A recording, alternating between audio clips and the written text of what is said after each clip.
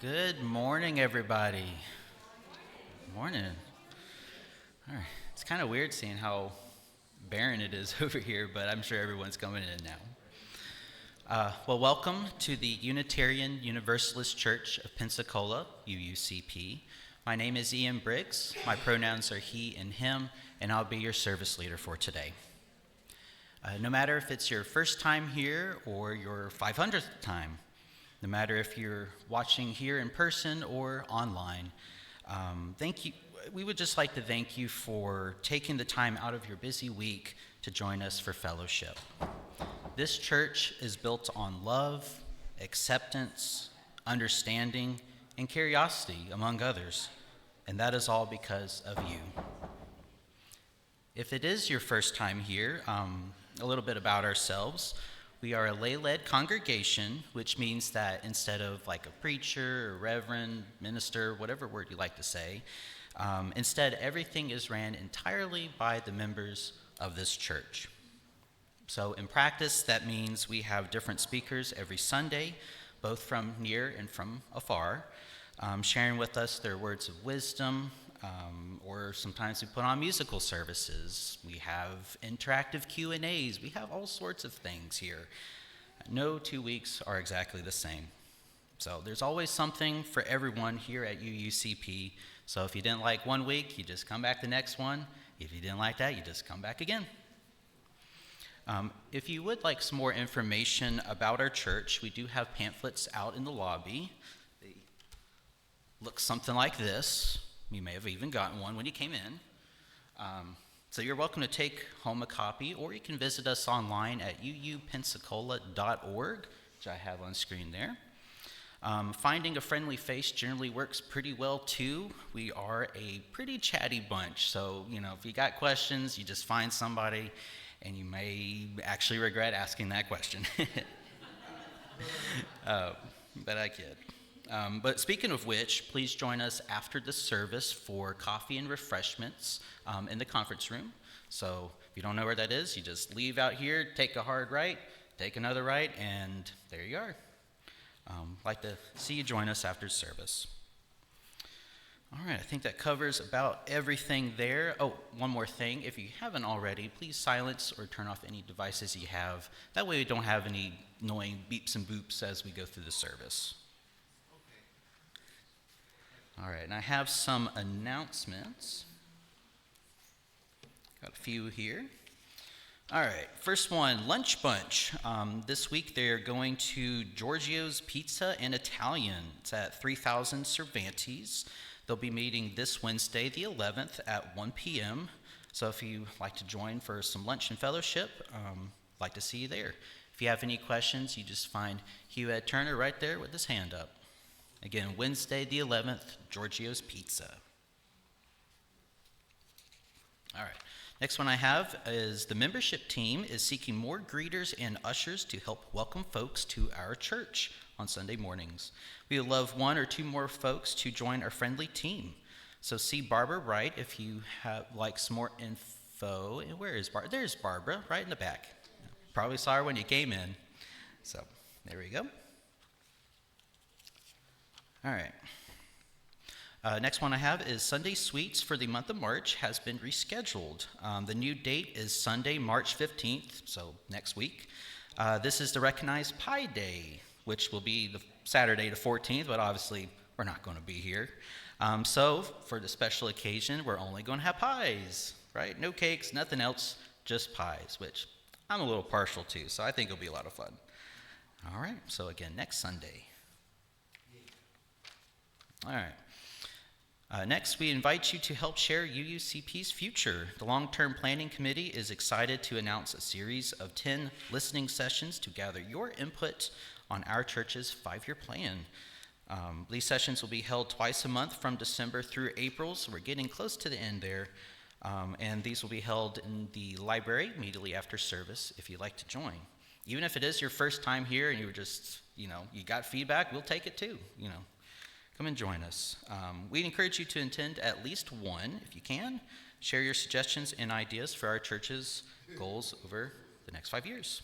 It looks like the next one is I see a list of dates for the 22nd, so is there not one for this Sunday?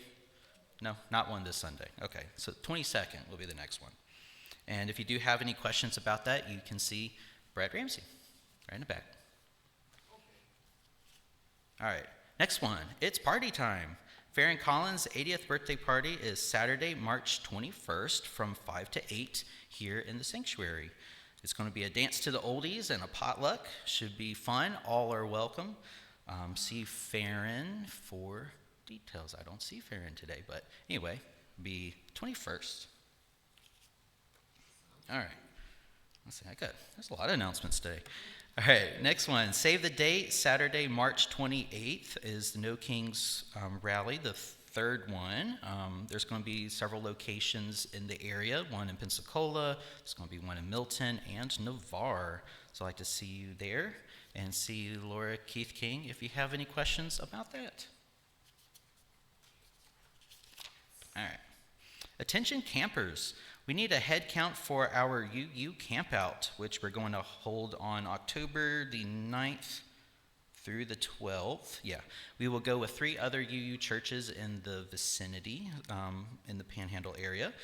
We do need a count by the end of March, so that way we know, just exactly what venue we need to pick so we can accommodate everybody. So if you like camping, and there are going to be like cabins and stuff, so if you're not that kind of camper, you got stuff for everybody. That's right. So if you have any questions, you can either see Chris or Mary Beth about it. All right. So there's that. All right. Next one, an invitation to safety and community. So next Sunday, the 15th, for our second hour, so what's after service, you are invited to learn about trauma-informed sensitivity and safety in an intentional community. In a diverse community, we all come with individual and varied histories that informed our identity, faith, culture, humor, and so many other things. We can hurt each other or cause discomfort without meaning to or being aware of it. So according to our covenant, our goal is to love each other respectfully despite these differences. So this will be the first discussion of several based upon this concept of diverse expression, respect, and understanding the sensitivities of others. So for questions, contact Honor Bell, who's with the CRE, or Laura Keith King. And again, that is next Sunday, and it'll be either in the sanctuary or library. I guess we'll determine that on the day of. All right, looks like this is my last announcement. All right, game night / going away party. We are gathering to celebrate the Heltons and send them off with plenty of fun and love. So join us for a game night here at the church on Saturday, April the 4th at 5 p.m. We'll have a walk-in taco bar provided, so you just bring your favorite bag of chips. I'm probably going to bring Doritos. And you just bring that and you fill it up with all the taco fixins that you want and you enjoy. So to help make it an easy and special night, please bring, again, your favorite bag of chips, a drink, and a game to play. Should be a lot of fun. We're also asking for a $5 donation to help cover any food costs we have as well. So let's have some fun, fellowship, and warm goodbyes for the Heltons as we celebrate each other. All right, and if you have any questions about that, you can see Mary Beth Ramsey.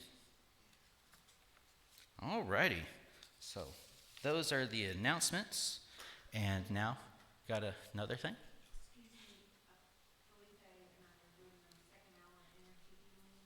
Okay. Energy healing. Okay. Is it that this Sunday? It will be here in the sanctuary or in the library if it's not being used. Okay. It's a series, 6-month series, once a month. Okay. And is it that this Sunday or when's the next one? Today. Today? All right. Well, join us for that. Could you repeat that just for people who have to listen? Yeah. It's the energy healing, right? Okay. Inner harmony. Okay. Sorry, sometimes I take a minute to process it, but there you go. So today, after service. All right. I think that's it now. All right. I'm going to invite Zach up here to help me with our chalice lighting, and I have some words to go along with it. These words are from Jamie Yandel. We light this chalice for the quiet truths we carry, and for the futures we're brave enough to write. In this circle, we honor the courage it takes to live openly, the softness that sustains us, and the joy and power that grow when we gather. As this chalice glows, may we feel steadiness rise in us. May we trust that our becoming, messy, radiant, and unfolding, wholly belongs to us. Thank you. Alrighty, so now that we're officially started, let's just take a little minute to settle in, reflect on the past week we've had and all the things we've done. And we'll have some centering music.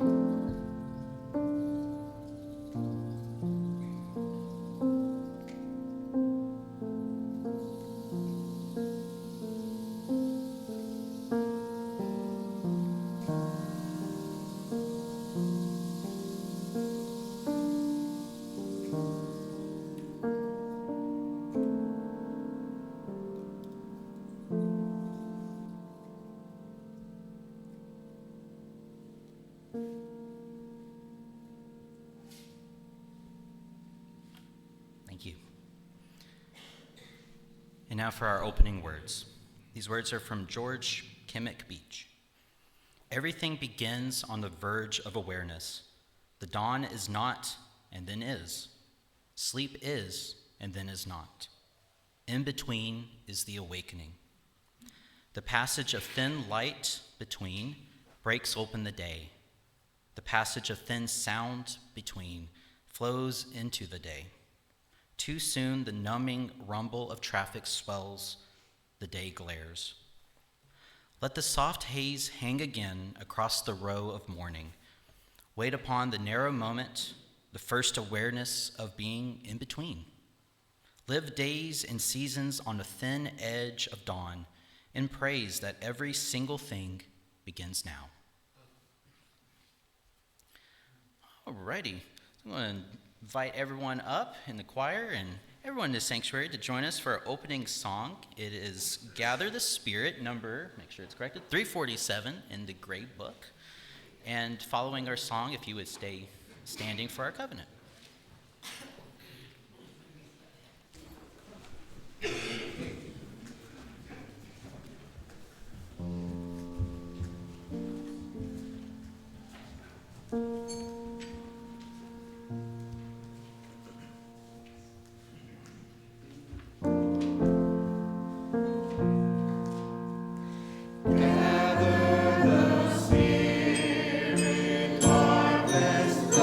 Power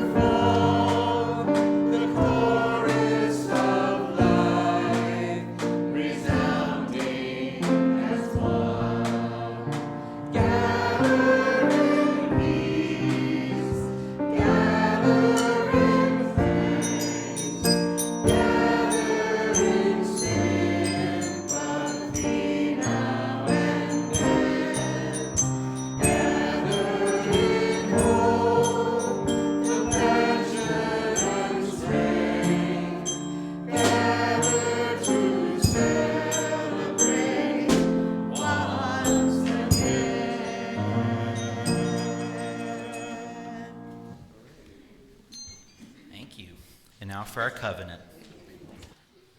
Love is the spirit of this church, and service its law. This is our covenant, to dwell together in peace, to seek the truth in love, and to help one another. Thank you. You may be seated. Thank you, choir.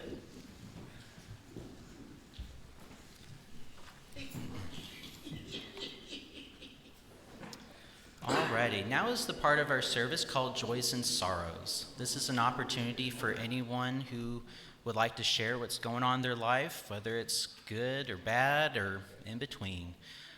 If you'd like to participate, you're welcome to join us on either side of the sanctuary. We'll hand you the microphone, you tell us your name and briefly what it is that's going on. And just a reminder from last week, we have changed from the whole candle lighting thing because we're kind of ran out of that and no one knows how to make new candles. I certainly don't. So after you say your piece, you just take one of those nice little rocks there and you just drop it gently in the water. And let me just remind that this part of the service is not recorded, it's not broadcast. It is entirely within these four walls for the folks who are here today. So again, if you'd like to share. Oh, and I will drop the first stone for all the big picture things happening around the world, and there's certainly no shortage of that these days. So I'll do that, and we'll come on up. Okay.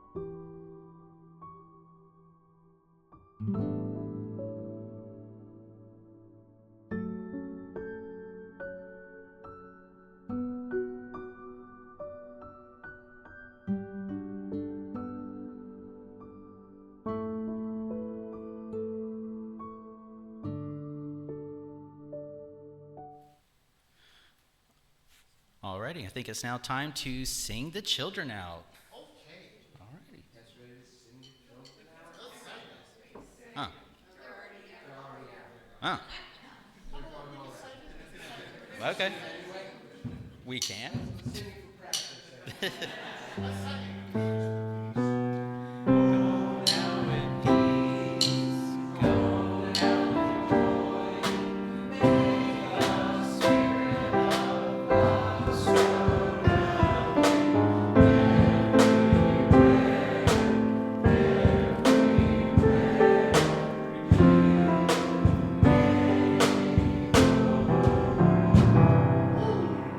Alrighty. Very good. Alrighty, now is the time for offertory. Being that we are a lay-led congregation, that also means that this building and all the stuff we do here at UUCP is funded entirely by us. So while we always take donations and your time and talent, now's the time for treasure. So we'll have our ushers pass a basket around if you'd like to donate. There's also instructions on screen if you do it through text. You could go on our website. A lot of people do it digitally, so that's why it may seem kind of barren in the basket. But as they do that, we'll have a song by Bradley, Claire, and Mary Beth. This is in keeping with Zach's topic today, rewriting sacred stories. This is a rewriting of a sacred song, to me at least, from my upbringing in the Baptist world. I loved the melody and needed words that I could sing wholeheartedly. So this is taking Trust and Obey and turning it into Find Your Own Way.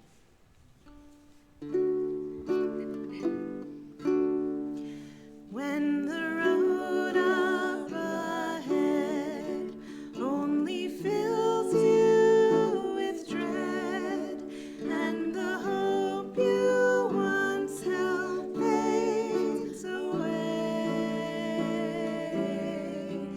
trust the voice deep within, hear your longing again. Only then can you find your own way. Find your own way. Will you let yourself stray?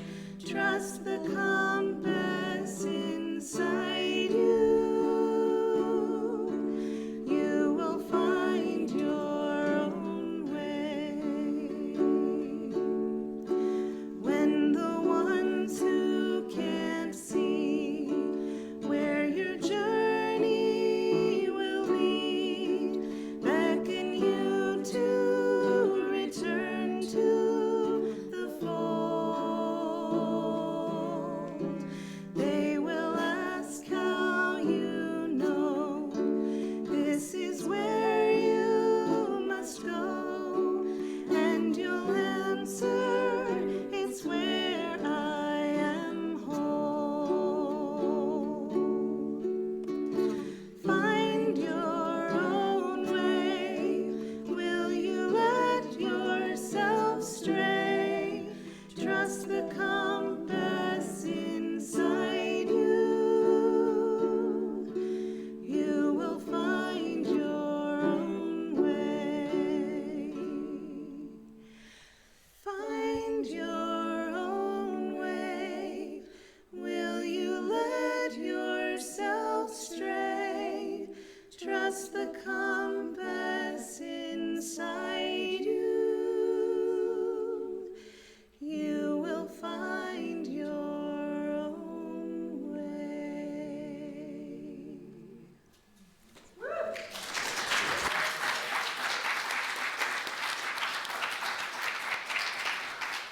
Thank you.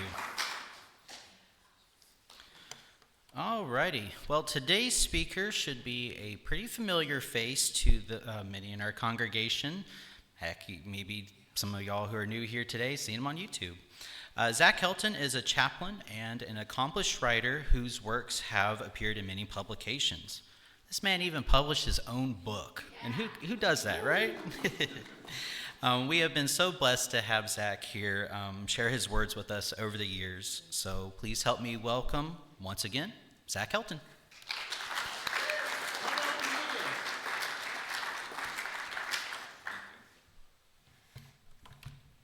Thank you. Good morning. All right. So in 1995, Philip Pullman published the novel Northern Lights, or as it was confusingly called in the U.S., The Golden Compass. It would be the first in his Dark Materials trilogy, an epic fantasy following a young girl as she discovers the horrific abuses carried out by the church and then embarking on this quest across universes to resist. The novels weave through myths from the Christian tradition, challenging dominant readings and asking questions like, what if the snake in the Garden of Eden wasn't the villain, but was offering timeless wisdom? Or what if God, or as he's called in the novels, the authority, is not the undefeatable force that the church would have us believe, but an impotent being helpless in the face of his out-of-control followers? It's powerful in ways that only modern myth-making can be. However, when the first novel was adapted into a movie in 2007, maybe some of you saw it, It caused a controversy to rival the release of Harry Potter. One Catholic op-ed called it the stuff of nightmares and worthy of the bonfire. Conservative Christians of all stripes came together to boycott the film, which they really didn't have to do, by the way. It was so bad. The studio was so scared of backlash that it watered it down so much that it's just a nothing movie. But if you're interested, you would be much better off with the HBO miniseries or the book. But I digress. The point is that the story is powerful, both in the strength of its narrative and its ability to make so many people so delightfully uncomfortable. And that power doesn't just come from skillful storytelling, although that's part of it, but from a targeted reimagining of particular myths that undergird certain systems of power. And His Dark Materials isn't unique in this.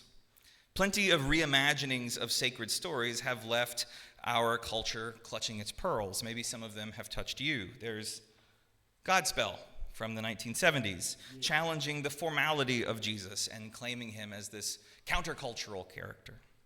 Or there's The Book of Longings by Sue Monk Kidd, challenging the patriarchal lens through which the Jesus story is so often told by telling it through the perspective of Jesus' fictional wife, Anna.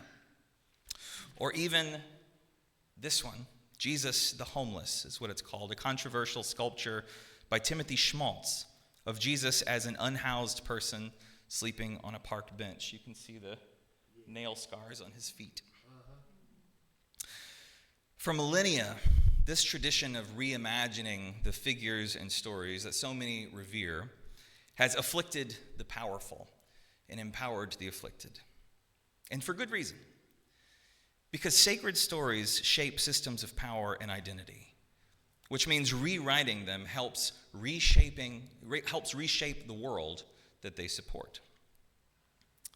So this morning, I want to take a look at that kind of rebellious mythmaking, how it's functioned through history, why it is that systems of power enshrine certain myths behind bulletproof glass, and then finally look at the practical process of how some of these myths can be reshaped in this cultural moment.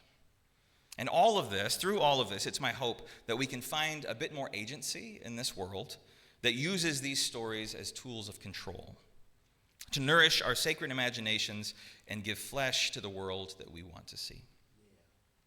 So first, let's look at the function this kind of myth-making has served through history.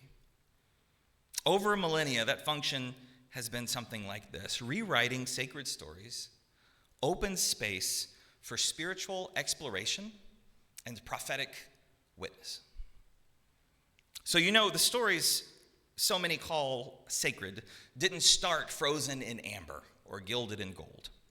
They were once living, evolving oral traditions, ever-changing based on the questions and concerns of the people who told them. Playing with myths is how we have explored meaning and reflected on our connections with ourselves, with others, and with something greater.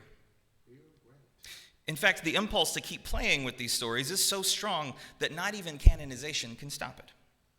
There's an ancient Jewish practice known as midrash, for example. It's a practice in which teachers read between the lines of sacred stories to write a kind of sacred fan fiction to move deeper and to explore meaning. So, for example, there's one midrash I found several years ago about the story of the Tower of Babel. And it's called, Does God Have a Big Toe? And this is a book, it's a collection of midrash, stories about stories in the Bible. That's what that subtitle says. But this one short story in the collection, Does God Have a Big Toe?, is about how a little girl comes to her family one day with a question about whether God has a big toe, as one does. Rather than use the question as an invitation to reflect on the nature of what God is or anything like that, they decide they'd rather have certainty. They'd rather know facts about God. And the question spreads until the king decrees that they build the highest tower ever conceived, a tower so high that he can stand on top of it and see for his royal self whether God has a big toe. And then they would know for sure. So in the story, the whole kingdom starts to divert resources towards this ego project. They start ignoring the more practical concerns of tending crops or caring for themselves or caring for one another. And God, meanwhile, sees what's happening, sees that they are missing the point, and so decides to confuse their languages so that, if you know the story from the Bible, the project is foiled and they have to give it up and go back on their way. So this is just one example of a very old teaching tradition. Midrash still reveres these stories as sacred and more or less untouchable, but it gets around it by playing between the lines. And then for those of us willing to be a bit more edgy, there are other traditions. These don't care so much about playing between the lines so much as taking the lines apart to create something new.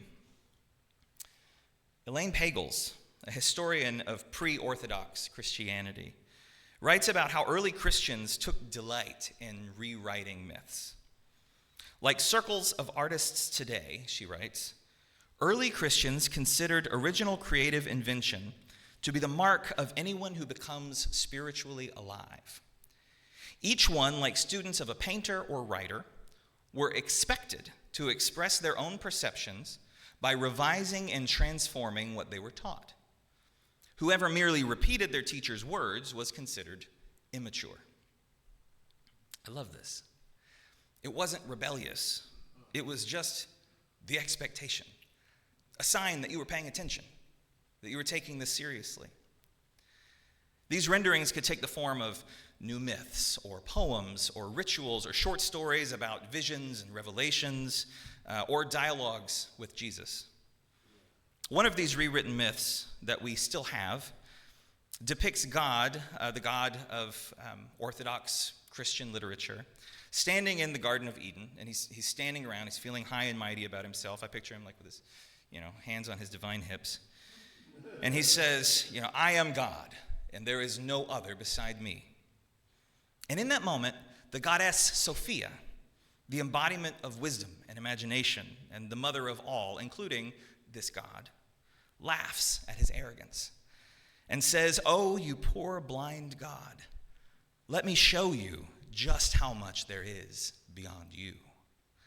And she takes him and shows him the nature of all reality, this uncontrollable, interdependent, impermanent nature of all things. The imagination that gave rise to him to begin with, the arrogance of anyone, divine or otherwise, who could claim superiority over reality itself. And when she returns him to the garden, God panics. And that's when he forbids humanity from ever eating from the tree of knowledge, because they then would also know that he was a fraud, obsessed with control. And of course, Sophia then comes back in the form of a snake to foil his plans again. There are so many of these Gnostic myths, and for folks like me who grew up in this culture of biblical idolatry, they are balm for the soul. They remind us that this realm of myth-making and exploring the divine is not the property of the religious elite or long-ago prophets, but that each of us are capable of tuning in and offering something new for the cultural moment that we are in. Rewriting sacred stories opens space for spiritual exploration and prophetic witness. But, as we've seen, not everybody's exactly on board with this practice. If I walked into the church that I grew up in and I started talking about how much I love the Golden Compass, or suggested we get a group together to read the Da Vinci Code, as innocuous as that is, I imagine the pastor would have some words for me. This, too, is a very old dynamic. Bishop Irenaeus, one of the founders of Orthodoxy, used to complain about these myth-makers to no end. He'd accuse them of heretical arrogance, of daring to defy Orthodoxy's authority by writing new stories beyond those that they deemed authoritative. Each one of them generates something new every day, he complained. According to them, no one is considered mature unless they develop some enormous imaginary fiction. Orthodox leaders would have us believe that God spoke these stories, and that rewriting them would be akin to challenging the very words of God. The reality, of course, is a lot less metaphysical and a lot more political. If we widen the lens a bit and look at where these stories came from, we see a kind of predictable trend. As we said, these myths start as living and evolving, but there's always a sharp shift in times of high collective anxiety, when the survival of a people or a culture is at stake. So the ancient Israelites would spin tales of Abraham and Moses, each changing and evolving in this oral tradition. But when Judea fell to Babylon and their people were forced into exile, their leaders feared the loss of cultural identity. So they wrote these stories down, and they became frozen, never to be touched again. Similarly, in the first century, there were countless gospels and stories about Jesus, each written to tell the story slightly differently. Even in the official canon that survived, we have 4 pretty different accounts of who Jesus was and what he did. But when persecution broke out and the Roman Empire tried to eradicate Christianity, leaders like Irenaeus began to create carefully unified systems of authority and hierarchy, assembling rigid standards of belief and sanctifying only those stories which supported them, and thus the New Testament was born. Each time, the solidification of these stories starts as a way to circle the wagons and survive. But each time, there is one major consequence that they don't like to talk about. Those solidifying the stories are the ones who wind up with the authority. They might point to Scripture as the source of authority, but who is it that interprets these Scriptures? Who is it that decided that these are the ones we get in the first place? The institution is the one that winds up with the power. And the one thing we know about power is that it has a strong tendency to protect itself. So as a result, even in a time when group survival is not in question, a time like this, to protect its own power, the institution will claim these stories are untouchable. And they'll say it's because they're holy.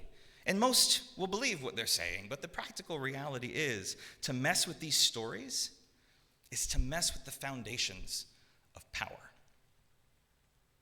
Systems of power idolize certain sacred stories so their authority can't be questioned. And that is where artists come in. And I firmly believe that everyone in here is, in some way, an artist. It's important for artists to remember that reimagining myths can be a powerful brush in our collection, because rewriting sacred stories empowers us to challenge harmful narratives and move our imagination towards the world we want to embody. So I've been rewriting myths since about 2010, and even though it makes me cringe to say now, it's the works of folks like Francine Rivers or William P. Young in The Shack that first showed me what it could look like to use your spiritual imagination at all. I might even throw VeggieTales in there. My religious upbringing was more about doctrine and memorizing facts about God. Does God have a big toe? Than it was about creativity. But when I discovered just what a spiritual story could do, I was hooked. I started with rewriting Bible stories for the youth group that I led, using them as jumping off points for personal reflection. And later I did sermons and short stories, and most recently I completed 2 novels reimagining the Jesus story. And over the years of doing this, I've noticed that I've fallen into a repeatable process. Now, there's a lot of room for variation in that process, but there's a pattern there all the same. So I'm going to walk through that pattern now to see what it might spark in some of you. And that process goes like this. First, you find a myth that's doing some kind of harm, or at least one that makes you squirm. As an example, I was looking at a lectionary text from Jeremiah a few years ago that left this bad taste in my mouth. Act on my behalf, O Lord, Jeremiah pleads. Bring judgment on those who torment me. And he talks about how he's always alone and in pain because he's so righteous. And then he goes around denouncing idolaters and prostitutes and deeming everybody a sinner. And the whole time I was reading it, something about his voice was just grating on me. And I wanted to explore why. Which brings us to step 2. Find the major themes or qualities that are making you squirm at the heart of the story. So spending some time with this Jeremiah story, I could see part of it was the black and white thinking. It was the rigidity and total lack of understanding. And I could see that it was rubbing me the wrong way because that was such a big part of how I was taught to be religious. And I was still pretty reactive to that part of myself, prone to pronounce judgment or fight in a culture war. Which brings me to step 3. You find a counter theme or counter qualities. You find something healthier that serves as medicine, or at least balance. So for me, as I considered what bothered me in this story, I wondered what it might look like if Jeremiah had led with more understanding, if he led with curiosity and compassion for those that he was so quick to call sinners, if he'd done his own internal work so he didn't default to victimhood so often, which gave me an idea. Step 4, you ask, might there be a setting or a set of events or an alternate character or something that could help challenge this unhelpful theme or qualities in this story? Is there a way to rewrite the character or something you could put the character through to help wake them up? And in this case, I kept wondering, what would happen if Jeremiah went to therapy? And that was the spark. So after spending some time with it, I wound up with this story where Jeremiah, after his death, wakes up in some kind of in-between place, faced with this eccentric, scatterbrained, tea-drinking angel counselor. And the angel kind of takes him through a life review, considering what kind of reincarnation might help him most to learn what he missed the first time, and then sends him off, kicking and screaming, into his next life. It was fun. And it wound up getting published in Braided Way. And if you're interested in reading it or finding out more about it, I put the QR code on the screen. But what if it's a project bigger than a short story? And slightly more controversial than a Hebrew prophet? You can talk about Jeremiah, and it doesn't tend to make people all that mad. But what would it look like to take on a more foundational story? That's the project that I've been working on for the past few years. So let me walk through these steps again, but this time with something a little closer to my heart. Okay, I'm gonna push the button. Are you ready? Waiting? Got it? Cool. Step 1. You find a myth that's doing some kind of harm, something that makes you squirm. Okay, how about the Jesus story? I dare say it's caused a good bit of suffering over the last 2,000 years, and it's not hard to see the kind of problems that it's causing us right now. So step 2. You find the major themes or qualities at the heart of the story that make you squirm.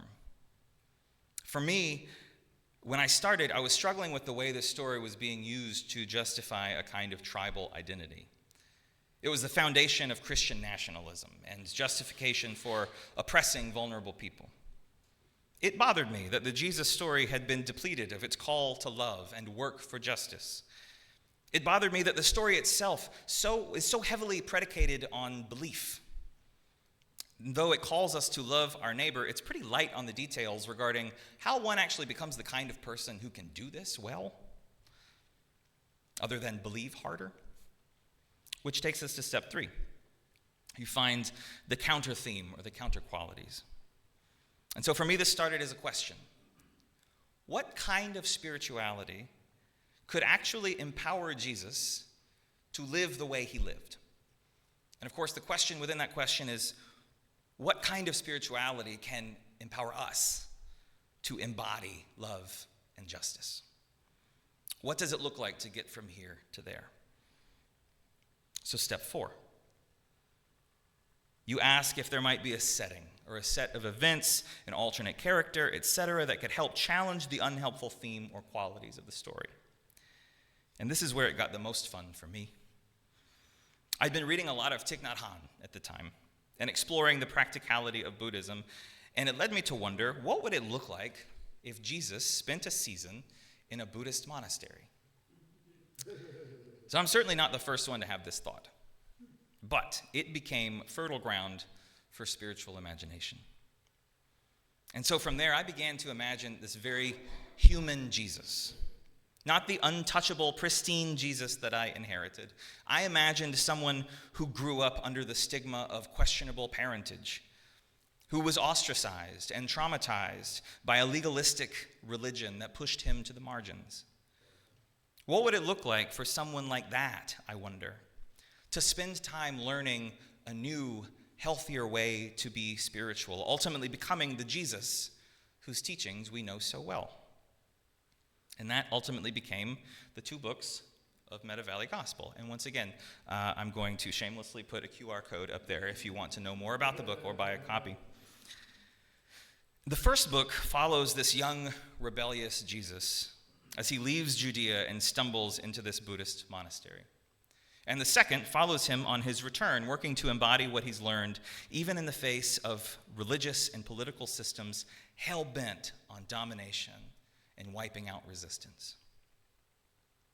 It has been a humbling and transformative experience for me to spend time reimagining this myth that was so formative for me.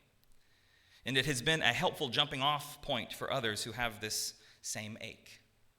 And it helped me to learn firsthand how rewriting sacred stories empowers us to challenge harmful narratives and move our imagination toward the world we want to embody.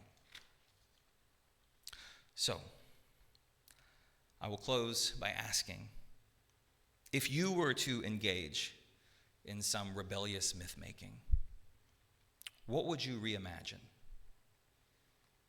What stories, biblical or otherwise, most formed you, cause you pain, or just make you squirm? What are the myths that you see as the foundation for systems of power that need challenging, that need reimagining?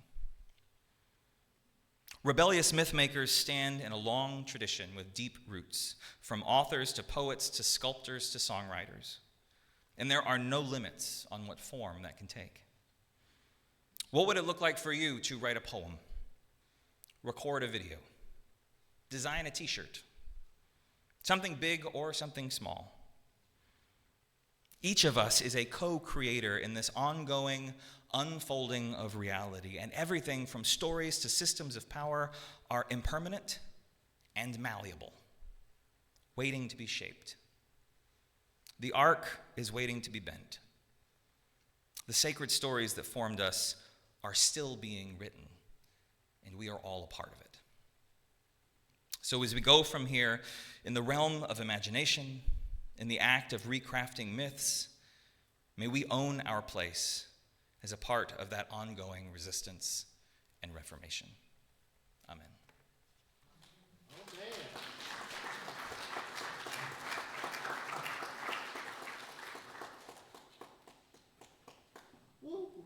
Thank you, Zach. All right, I'm going to invite the choir back up for our closing hymn, and if everyone would like to stand, if you're willing and able. Our closing song is Answering the Call of Love. It's number 1014 in the Teal Book.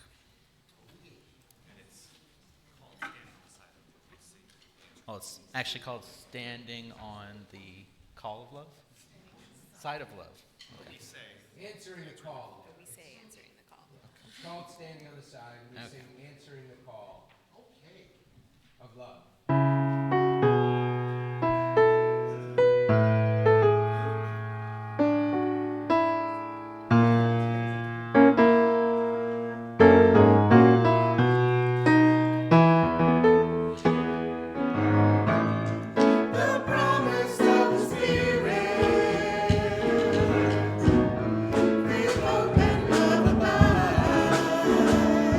And so every soul is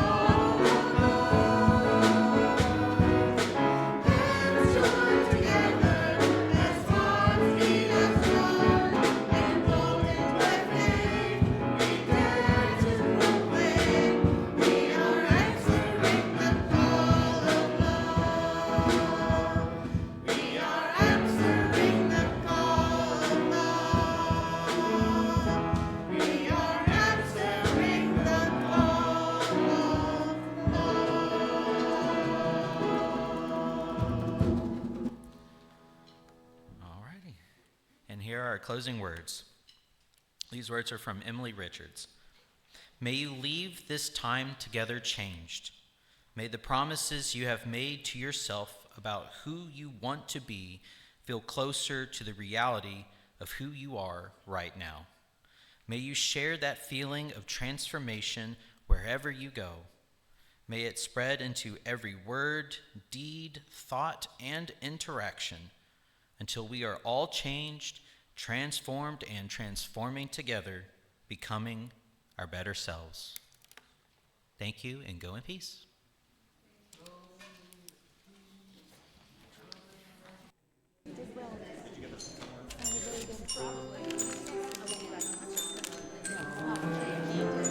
Jesus. Yeah. Me too. Me too.